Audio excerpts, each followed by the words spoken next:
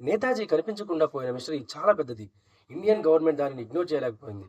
దాంతో ట్రూత్ కోసం అఫీషియల్‌గా ఇన్వెస్ట్ చేయడం స్టార్ట్ చేసింది. మరి వాటి ఫైండింగ్స్ ఏమిటి? ఫస్ట్ ఎంక్వైరీ 1956లో షా నవాజ్ కమిటీ చేసింది. ప్లేన్ క్రాష్‌లో మరణం అని కంక్లూడ్ చేసింది. కానీ ఇందులో నేతాజీ సోదరుడు మెంబర్‌గా ఉండడం వలన కాంట్రోవర్సీ వచ్చింది. సెకండ్ ఎంక్వైరీ 1970లో కోషా కమిషన్. ఇది కూడా అదే ప్లేన్ క్రాష్ థియరీని సపోర్ట్ చేసింది. కానీ థర్డ్ అండ్ మోస్ట్ ఇంపార్టెంట్ 1999లో జస్టిస్ మనోజ్ కుమార్ ముఖర్జీ కమిషన్. ఈ కమిషన్ డీప్గా రీసెర్చ్ చేసింది.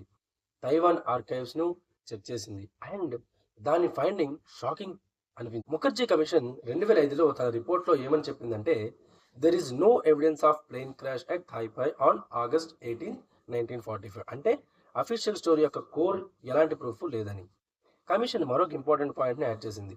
నేతాజీ 1945 తర్వాత సన్యాసిగా మారి ఉండవచ్చు అని, కానీ దానికి ఎలాంటి నిర్ధారణ చేయలేదు.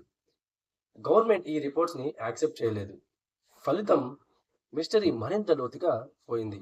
అఫీషియల్ ప్రూఫ్స్ కూడా ఫైనల్ ఆన్సర్ ఇవ్వలేకపోయాయి. వాట్ ఇఫ్ గవర్నమెంట్ ఎంక్వైరీస్ కూడా మిస్టరీని సాల్వ్ చేయలేకపోతే?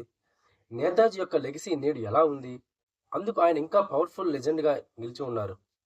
ఈ 10 షార్ట్ సిరీస్ యొక్క గ్రాండ్ ఫినాలేలో నేతాజీ నేడు మన మధ్య ఎలా ఉన్నారు అనే దానిపై ముగింపు కథను చెప్తాను.